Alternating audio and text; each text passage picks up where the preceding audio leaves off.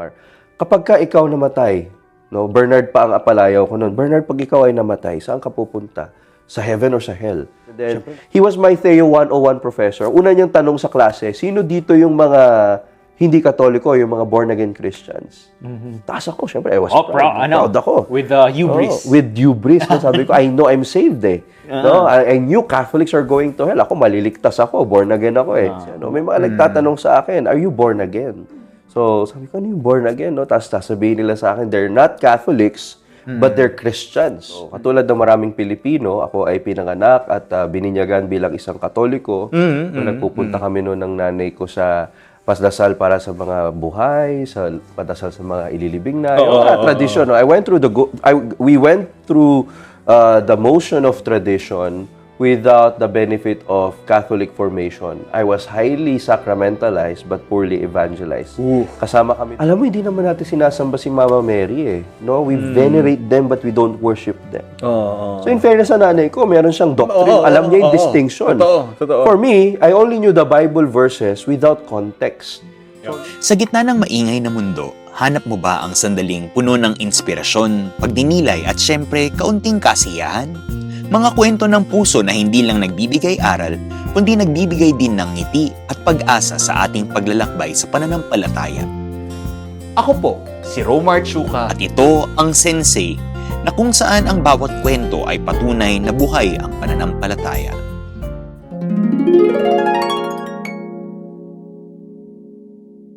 Welcome to Sensei! Ako nga pala si Mr. Romar Chuka at ngayong araw makakasama natin si Berns Kaasi, isang content creator at ang tao sa likod ng Unboxing Catholicism. Siya rin ang namumuno ng Hallow App dito sa Pilipinas kung saan libo-libo ang natutulungan niya at ng kanilang app sa kanilang prayer life. So pag-uusapan natin ng kanyang faith journey, ang kwento ng kanyang conversion to Catholicism. Pwede ba natin pag-usapan din yan? For sure. Okay. At kung paano niya ginagamit ang media to evangelize with clarity at matatas na pamimilipino. Okay, so welcome Berns. Maraming salamat no na sumali na pumayag ka dito. Of course. Mag-hello ka sa ating billions of viewers. Hello po sa bilyong-bilyong taga-subaybay ng 5 siglo. Magandang araw po sa inyong lahat. Siguro, yun nga, nabanggit ko, hindi ko alam na nasulat ko pala yun, pero ano ang kwento behind sa isang Berns Kaasi? Yeah, you know. Malalim ng kwento, no? Oo nga, no? Parang malalim na usapan. Pero I can summarize it for you and for our viewers, no? So, katulad ng maraming Pilipino, ako ay pinanganak at bininyagan bilang isang Katoliko. So, nagpupunta kami noon ng nanay ko sa pasdasal para sa mga buhay, sa padasal sa mga ililibing na. Tradition, no? We went through the motion of tradition without the benefit of Catholic formation. I was highly sacramentalized but poorly evangelized. Kasama kami doon, Romar, sa tinatawag na outstanding Catholics. Narinig mo na Bakit ba yun? outstanding? Anong ibig sabihin ng outstanding? So, kami nung mami ko noon, nung wala pa kami masyadong awareness kung ano ang misa, no? Pupunta kami ng church every Sunday, siguro pag mga 10 to 15 minutes na after mag-start ni Father. Tatayo kami lang sa labas, no? Dasal-dasal na onte, standing outside the church. Outstanding Catholics. Gusto ko yan. So, ganun lang, no?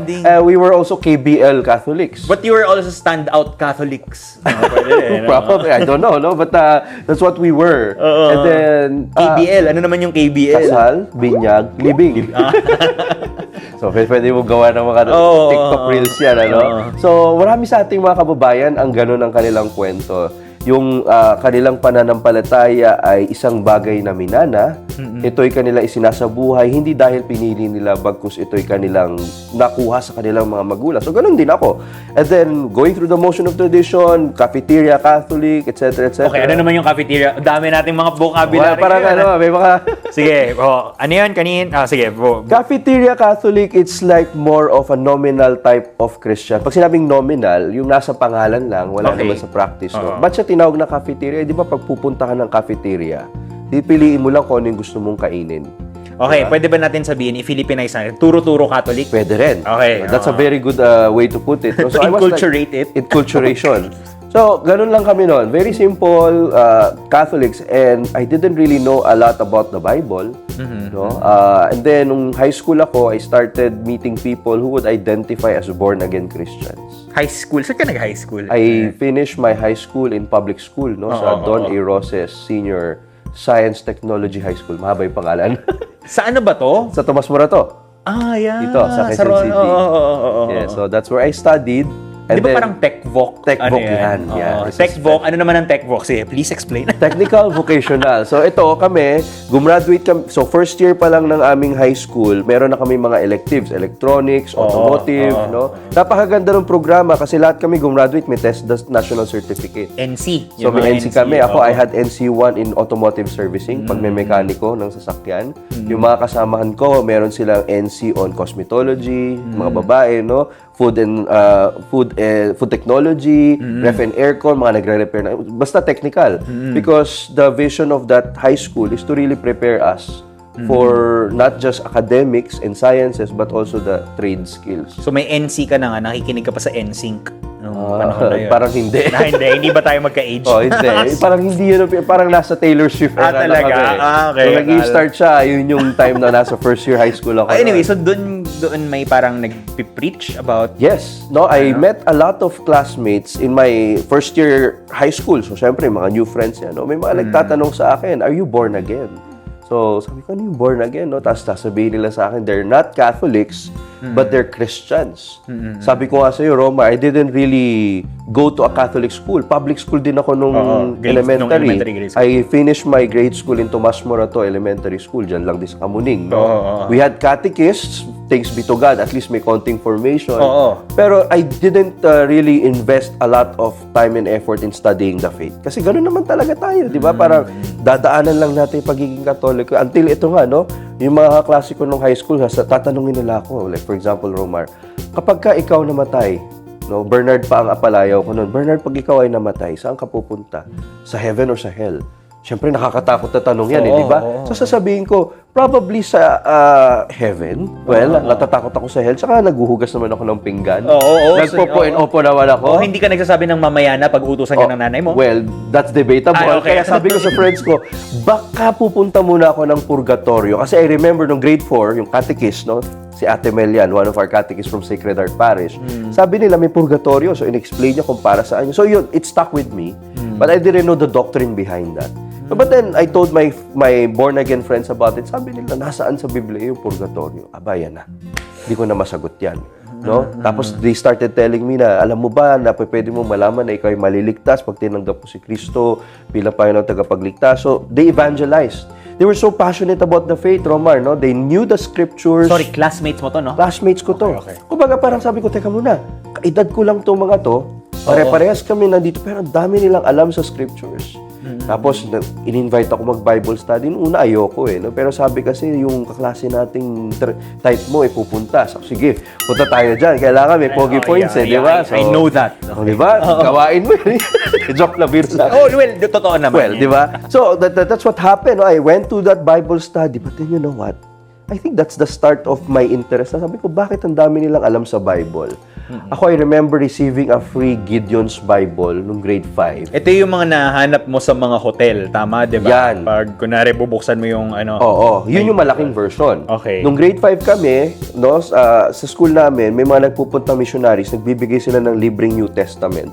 Nung sabi ko, binasa ko yung Bible noong grade 5 ako, pero hindi ganun kalalim yung pagkaunawa ko. Kasi parang for me, para lang siyang manga, parang story lang ba, parang nobela. Yeah. So yun, no, I really... Cut the long story short, eventually, 4th year high school, I became a Protestant. I decided to leave the Catholic Church because many things happened there, no? Isa-summarize lang natin the interest of time. Then, shortly after, I became so passionate about evangelical Christianity that I really thought Catholics are going to hell. No? So, imagine mo, Romar, umuwi ako isang araw sa bahay, sabi ko sa nanay ko, Ma, sabi sa Exodus chapter 20 verse 4, dapat po wala tayong mga estatwa. Huwag tayo sumamba sa estatwa. This is idolatrous. Thou shall not make any graven images of anything that has the likeness of anything that is above, anything that is beneath, and thou shall not bow down and worship them. Bakit tayo nagbabaw kay Maria? Sabi ko, masunugin natin itong mga estatwang ito. Ano sabi ng nanay mo? Ano nakain mo? Ay, naku, patay. Exactly. No, alam na. Magkausap siguro kayo ng nanay. Actually, magka-text kami Magka-text kayo kanina. No, sabi ng nanay ko, nababaliw ka na ba? Mas matanda pa sa ating dalawa itong mga estatwa na ito. Mana pa natin ito sa mga ninuno, sa mga lola at lolo.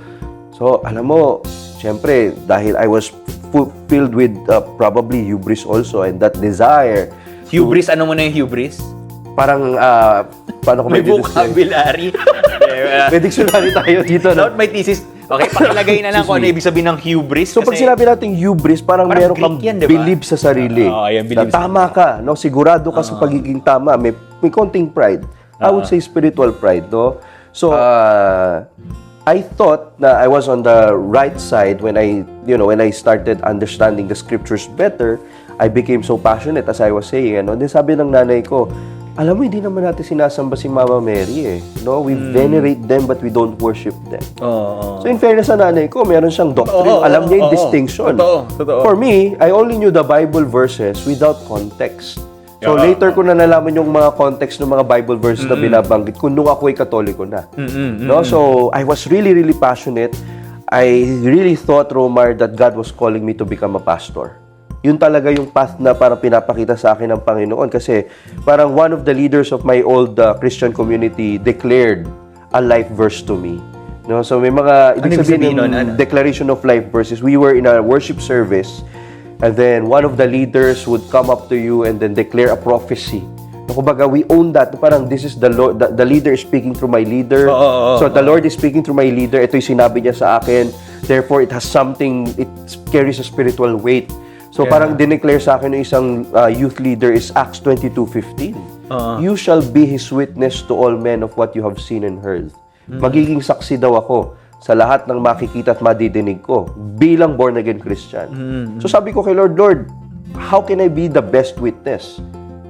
If you allow me to become a pastor, I'll take that because I love public speaking. Student leader din ako nung high school. Ano ka ba? No? Parang yun yung SSG? SSG president ako ng school at ng buong city. No, naging youth mayor din ako.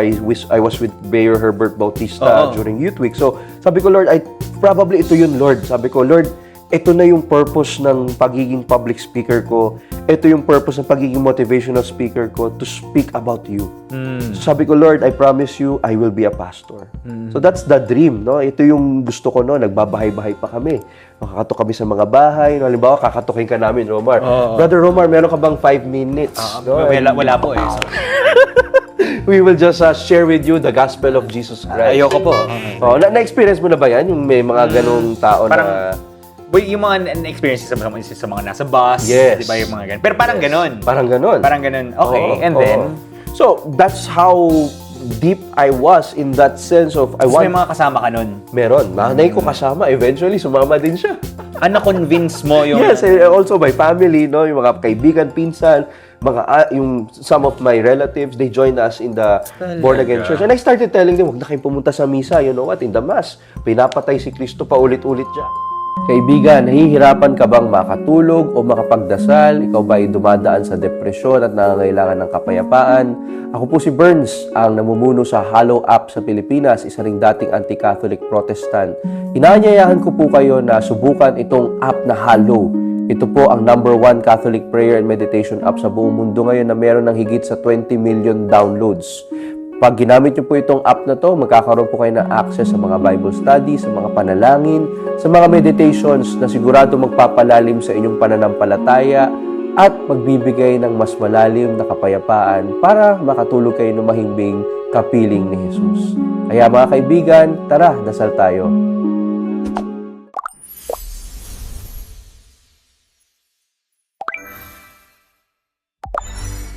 Mga kaibigan, gusto nyo bang mapalalim ang inyong pananampalatayang Katoliko sa pamamagitan ng mga inspiring na kwento na tiyak mag-uudyok sa iyo na paglingkuran si Jesus ng mas malalim? Inaanyayahan ko kayo na manood sa mga napakagandang documentaries, mga interviews and features ng 5 Siglo. I-follow nyo lang sila sa social media at 5 Siglo.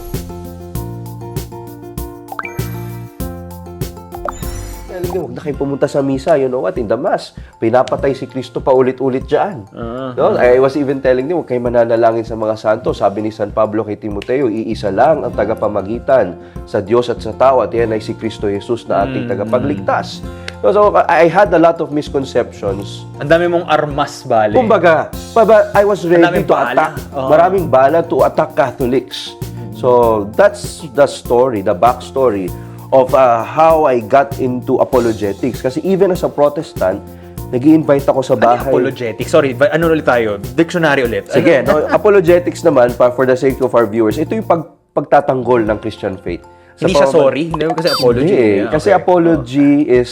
Apologia. Apologia, coming from the Greek word, apologia, which means to reason out, Yeah. to explain, Yung to defend, rational na to ano. rationalize. Okay, gets. So, even as a born-again Christian, ito po yung Kristiyano na hindi naman Katoliko, I was already into apologetics. No? Parang natuwa na ako sa craft na yan, to the point na nag-i-invite ako ng mga Mormon missionaries to go to our house. Siyempre, Okay. nanay ko tuwang-tuwa naman kasi siyempre mga foreigner, no? Oo, Magsaserve siya ng kape, juice, Nagtatagalog. no? Nagtatagalog na Oo. foreigner. And then we would talk about the Book of Mormons, no? We would really have a nice conversation about the faith, the Bible. Oo. I really enjoyed those and I really felt like this is like the calling from the Lord, no? So, that's my past as a born-again Christian. Then, when I was in high school, I also met a mentor who's also born-again Christian. He's like a father to me. Very close friend. Until now, we talk, no? He's actually partly the reason why I became Catholic. And he's a born-again Christian. Okay. You know? Okay So, lang. how did that happen? So, I was already about to finish high school and I was thinking, ano kayang pipiliin kong kurso sa kolehiyo? Kilala niya ako, mahilig ako mag-talk, magbigay ng training, mag-coach, mag-mentor. Sabi niya, you know, you have to take this program, no? This course from a specific school. Sabi niya sa UANP daw ako mag-aral. UANP. Sabi ko, hindi naman ako magaling mag-sports, hindi ako nagba-basketball, bakit ako mag-UAAP? Okay, so for the context, UANP is the University of Asia and the Pacific. Hindi siya yung United Athletics Association of the Philippines. Or no? United Architects. Di ba? May mga ganyan, di ba? So, sabi ko, bakit ba, parang he's very passionate, no? Sabi niya, at that time kasi, nagtitake yung mentor ko ng masters doon sa university. And then, sabi niya sa akin, Romar, no, these are his words, no? Parang, as far as I can remember, he told me, I finished at least 2 degrees from one of the best universities of the Philippines in front of Starbucks. Kung saan man yan, hulaan na lang ninyo. No? Okay. And then sabi, if he were to redo his academic formation, he would want to do it again here in UANP. Ganon niya binenta sa akin ng UANP. No? So sabi niya sa akin, UANP is one of the best schools. So sabi ko, okay, fine. He was so passionate na siya pa nag-print ng application forms ko. O talagang convinced Talagang siya na kinumbinsin niya talaga ako. Hinatid pa niya ako sa school, no? Noong orientation, nandoon siya. Di ba? Para, wow, grabe si sir. Talagang, he was really hands-on. 3 kami na magkakaibigan from high school na dinala niya sa university na yon, no? And then, I just didn't expect, Romar, na ito palang university na ito, hindi siya Catholic university like, you know, La Salle, UST, or Ateneo, but it was deeply Catholic. Meron pala siyang deep Catholic spirituality. In fact, pagpasok ko ng campus, one of the buildings there, may malaking painting ni Saint Jose Maria Escriva. And then sabi ko sa mentor ko, alam mo, kilala ko tong isanto na to. Kasi backstory, I was in grade 4. No, we were visiting a seminarian priest friend. Sa kamarero yung parents. Pag sinabing kamarero, Kamarero yung mga santo. nag-aalaga ng mga life-size na statues. No? Yung nanay niya, kamarero, kapatid, kamarero, siya seminarista nung time na yon, ano? Tapos meron siyang malaking image ni Saint Jose Maria. Grade 4 to, ha, pare. Wala pa ako kabuwang-buwang niya. Tapos nakita ko yung image ni Saint Jose Maria na nakaganon. Sabi ko sa kanya, Tito Fer, sino po ito? Sabi niya, that's Saint Jose Maria Escriva. Siyempre, pag bata ka, makulit ka, no? Mahilig ako magbasa ng libro. I went to his library. I saw 3 books na makakapal. Ang pangalan, founder of Opus Dei. Sabi ko, ano yung Opus Dei? Alam ko yung founder, eh. Ibig sabihin, founder started something, di ba? But Opus Dei, that's new to me. Sabi niya, that's Latin for the word work of God. You know, obra ng Panginoon, or trabaho ng Diyos, or gawa ng Diyos, work. Grade 4. After that, hindi ko na na-meet si Saint Escriva. After that, wala na. Wala na. Until dinala ako ng born-again mentor ko Doon sa university na to. At hindi ko alam na yung university pala nagsimula dahil kay Saint Jose Maria Escriva. So sabi ko parang, okay, parang this is like life coming into full circle. Yes, no? indeed. But I didn't see it that way before. I saw it as a mission. Mission of converting the school into Protestantism. I was passionate eh. Sabi ko, kailangan magsisimula ako dito ng Bible study. So yeah, that's the backstory. Baka you might wanna clarify. Hindi, gusto ko lang. Ituloy mo yan. Sige. Very curious na. So ito na, no, naging first year college student na ako. I took the very course that my born-again father figure mentor told me to take. And I was really enjoying it. You know, I didn't know yung curriculum pala namin. Lahat kami required to Wait, anong course? Okay, this mahaba ulit to. Mahaba ulit yung pangalan ng course. Bachelor of Science in Human Capital Development, major in Organizational Learning and Psychology. So parang HR. So, para siyang Okay, HR, na may education, na may psychology, basta HR. Ganun na lang. Sinasama rin siya as HR. So, I took that course, and hindi ko alam, part of the curriculum is, I needed to take 9 units of theology. Required. Lahat kami, regardless of course. Plus, I think mga 9 or 12 units of philosophy. So, parang kami nagsaseminaryo na wala kami sa seminaryo. So sabi ko, okay, yung Theo 101, it's about the creed. No? Alam natin yung the creed. I believe in God, the Father. Lahat, the whole. Imaginein mo na pag-aaralan mo yung creed ng parang 6 months. Ilang months ba ang isang sem? 5 months yata. 5 to 6 months. Depende sa sem, no? Yun yung ginawa namin. Ang professor ko noon ay isang lay celibate. Pag sinabing celibate, ito yung ang bukasyon niya ay maglingkod sa simbahan. Hindi siya pare, pero hindi siya nag-asawa. Alam mo yun, ginugol niya yung buong panahon niya sa paglilingkod sa simbahan. He's a member of Opus Dei. Ang pangalan naman niya ay si Dr. Roque Carvalho. He is a Doctor of Theology. So, very nice guy. No, matanda na siya. Nasa 70s na ata si Roque ngayon, ano? And then during that time, he was in his 60s, and then he was my Theo 101 professor. Una niyang tanong sa klase, sino dito yung mga hindi Katoliko, yung mga born-again Christians? Taas ako, syempre, I was proud ako. With hubris. With hubris. No? Sabi ko, I know I'm saved eh. No? I knew Catholics are going to hell. Ako, maliligtas ako, born-again ako eh. Once saved, always saved. Kala ko makikipagtalo siya, no? Sabi niya, okay, he just explained what the course is all about, what the subject was all about. And then, I started attending his classes. I still remember the schedule, Tuesday, Friday at 5:30 p.m. yata or 6 p.m. And then, he is a mentor, seasoned mentor siya. So, lahat ng estudyante niya, imagine, we were like 25 in the class. He would try to meet us one by one. Ganon siyang ka-passionate sa apostolate or sa ministry. So, nung turn ko na, kala ko makikipagtalo siya, i-convert niya ako sa Catholicism. So, naganda ako ng mga bala.